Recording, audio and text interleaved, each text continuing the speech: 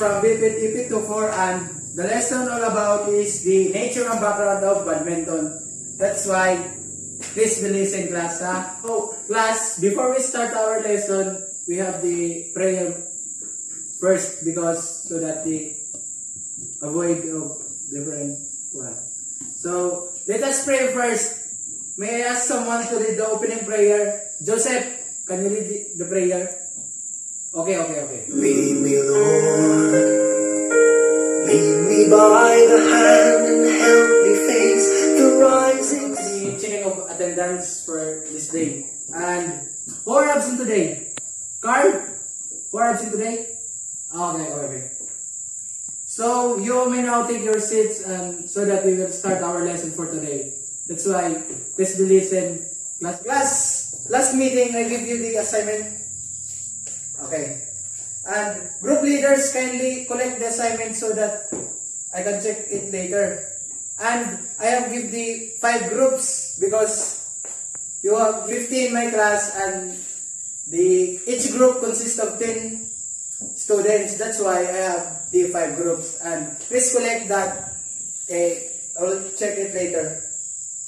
So class, I will give the classroom rules. And before that, can one student give me the classroom rules? Carl, please stand up.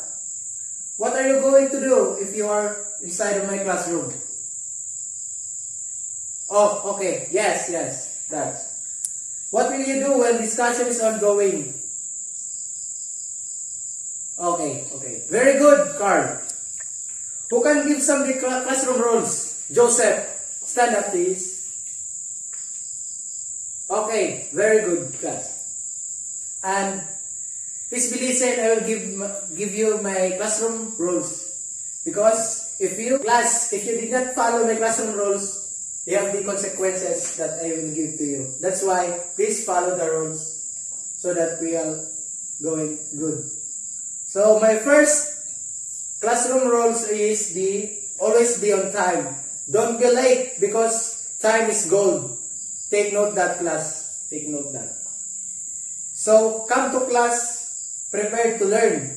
Because if you are going to classroom, your perspective or set your mindset that you have to learn today so that your day will be productive, not going outside the classroom.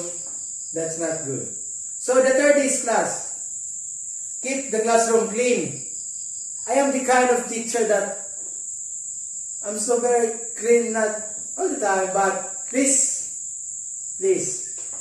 I have the 3 trash can that segregate it properly, because this classroom is friendly.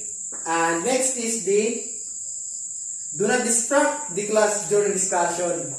Because if you distract the discussion, your classmate distracted, they cannot focus our lesson. That's why, please be avoid. And class, this is the important rules of my classroom. Complete homeworks and assignment daily. Because the assignment that I will give it to you is the basis of what you have learned today. That's why, please answer it. Class, did you understand my classroom rules? Okay, very good. Always take note of that, class. So class, before we start our lesson for today is, we have an energizer like Zumba. So, anybody wants to participate for our energizer video? So, what? Okay, come in front. Christine. Okay.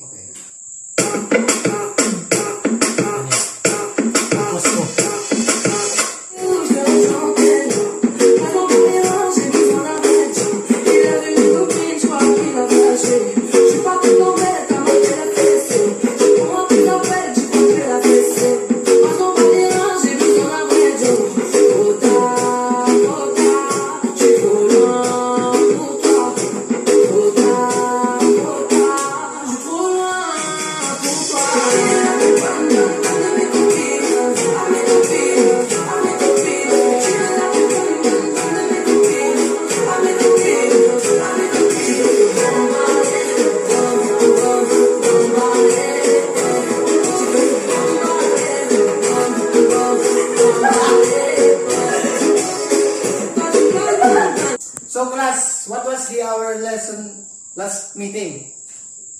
Christine? Yes. Very good, very good. Very good class.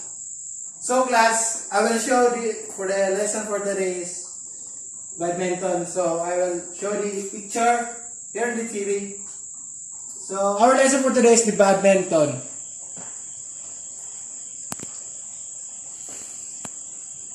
This picture, Joseph, what is this picture show?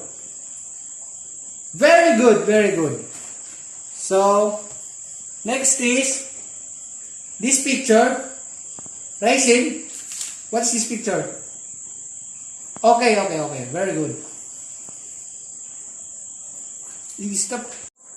This picture, Brian, what's this picture shown?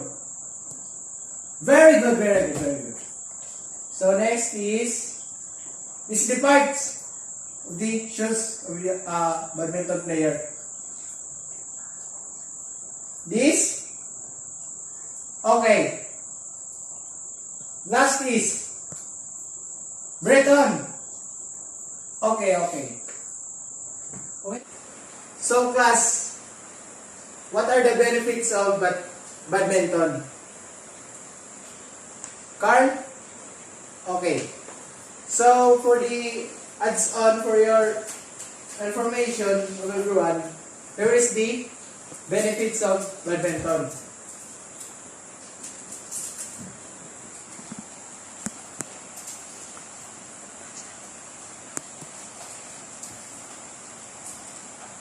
So, the benefits of badminton is to boost up the muscle strength. Because badminton are more on footwork and moving of your hands, because like this, going like this. That's why this boosts your muscle strength. And the second is the release the natural feel good happy hormones because of that. And third is reduce the depression, anxiety, and stress. Yes, because basketball and badminton are the stress reliever for the student because of that. And last is the improve the overall mood and sleep. The badminton improve your mood, like you are sad or you have a problem. Badminton are the way to get happy, because playing is the way to overcome your problem in life. Class, take note of that. Do not use the another class. Do you want to learn more? Just listen attentively. So let's start from the word badminton. So the topic for today is all about the badminton. So, badminton. Badminton is a racket sport that play either two opposing players that have singles or two opposing pairs or the double. So, who take the position on the opposite halves of rectangular court that is divided by a net, and the player will score the points by striking like this and passes over the net and lands in their opponent's half of the court. And rally ends once the shuttlecock has struck the ground, and on its side may only strike the shuttlecock and before it passes over the net also. So, the badminton is also played. They can play outdoor as a usual or recreational activity, like you're playing your friends, your relatives. That's the badminton that played in the outdoors activity. So often as a garden or in a beach game. So next is to the rules of badminton. So class, did you understand the badminton of what they came from? This. So please listen. So, let's go back to our general rules of badminton. So class, the badminton rules or the general rules, here is. First is, the winner of the first game must serve first in the next game. So example, the first opponent have the first winner, so that the next game will be the serve as the first. Also, so exchange. And next is the team change sides after each game, as usual naman. So, any shuttle landing on the lines are good. In like, example of it, the shuttlecock is over, this is the line or the border, and here's the net. The shuttlecock will strike from here and go to the side, because at the center of the line. This is good, or points also if they cannot catch the opponent. Good in klasa, this is good. So, during a rally, if the shuttle touch the net and goes over it, is good also. So,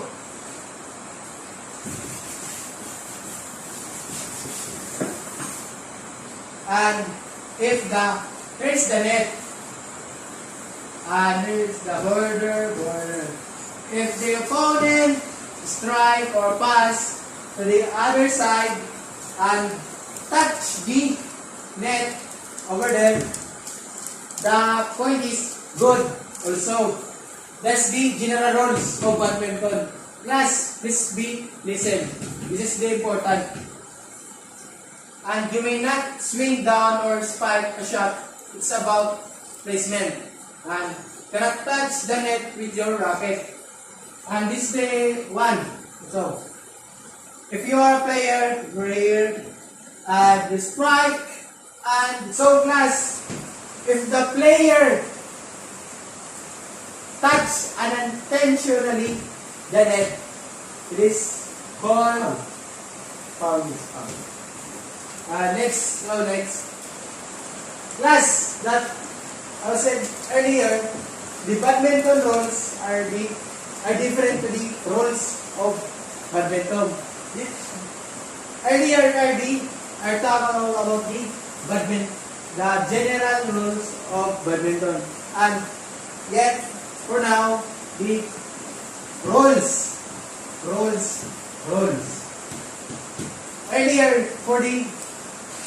Earlier the topic is all about the general, for as a whole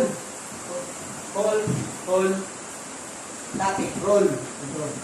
So first is, before we start the match, they have the toss the coin. The two opponent will choose one head and choose one tail, and they toss the coin. And if we got the tail, they have the first of serve. So, next is the badminton net. As what I have said earlier, the player is not allowed to touch the net that divides the court. They will cannot touch the net because this is foul. And next is the serve. The player must hit the shuttlecock in a position below the waist, and it's called the serve. Next is the shuttlecock in play. Player may hit the shuttlecock after it goes over the net and into the other side of the court. So the last is the rally. The shuttlecock will hit at the back and forth across the net for a rally. When your false is called, the other team wins the rally. That's called the rally in. We will talk about the history of badminton. So class, the history of badminton.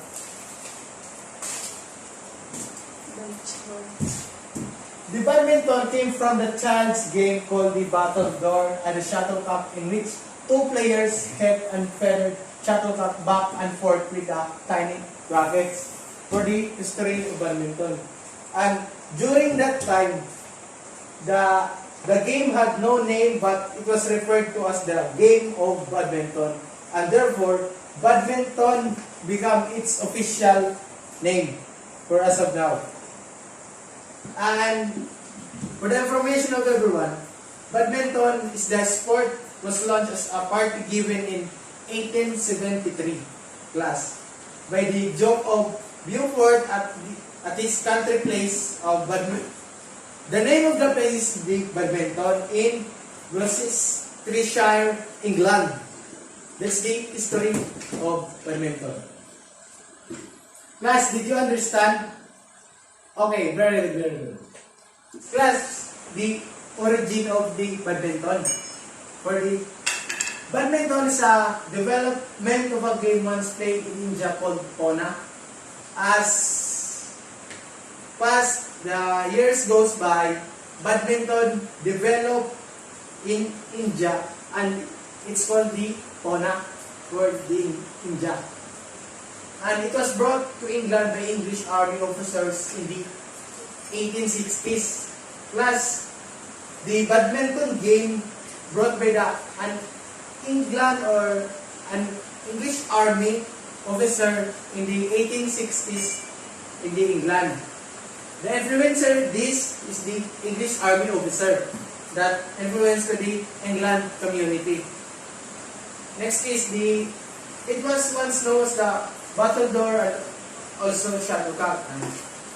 The Dome of Beaufort. And last is the England is the principal home of badminton. So the nature of the badminton came from the England. That's the capital.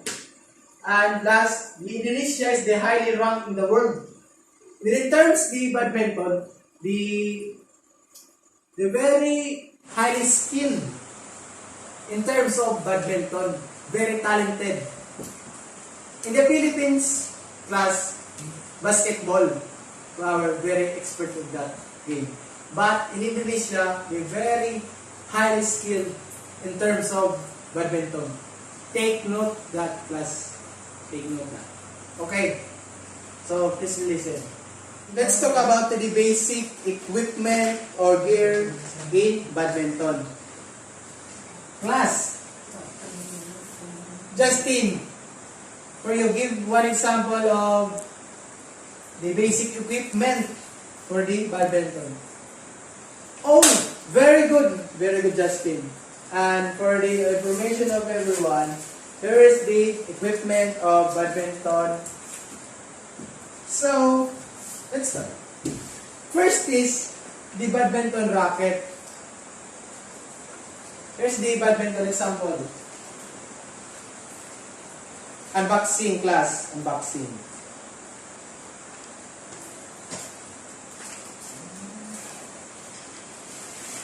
So, class, here is the badminton rackets. Consists of two because there's the opponent 1, the opponent 2, so that they can play. Next is the shuttlecock.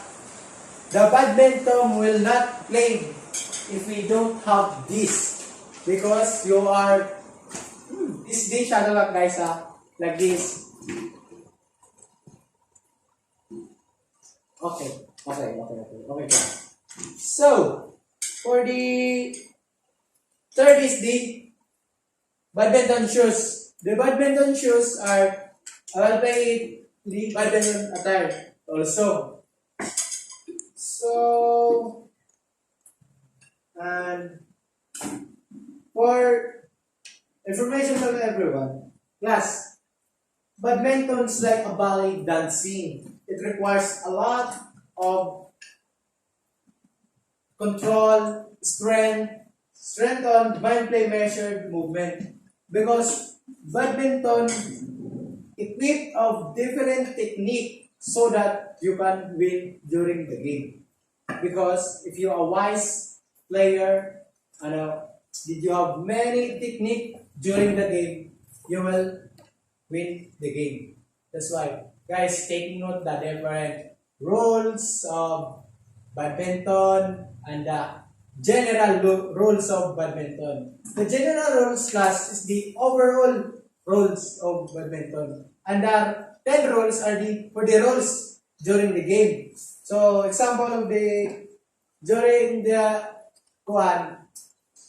rules of badminton. So, example, you are playing in the school intramurals, and the rules of badminton will apply that here in the Philippines you are playing, and go to the other country or the nearby countries like Thailand, Vietnam, Indonesia. Our own rules of badminton will not apply to the other country because they have the general rules, which means for over the world or over the country that apply the rules of badminton. That are the differences of the general rules and the 10 rules of badminton. Take note that, class. Take note. So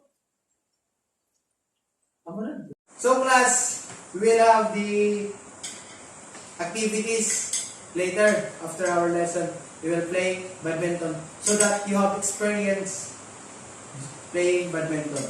So class, what did you feel when you are playing badminton? Stephanie, stand up. Yes? Okay, very good, very good. You have listened carefully. Sige, stop na to.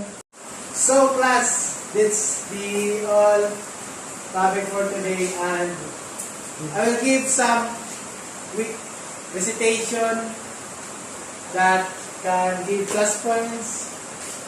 And here, listen. I will call by name randomly. So, Justin, please stand up.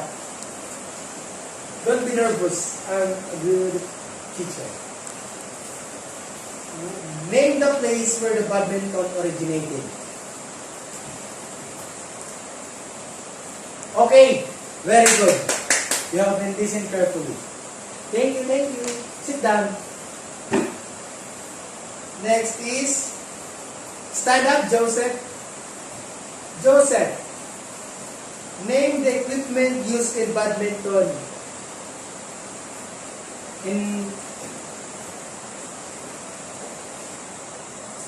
Okay.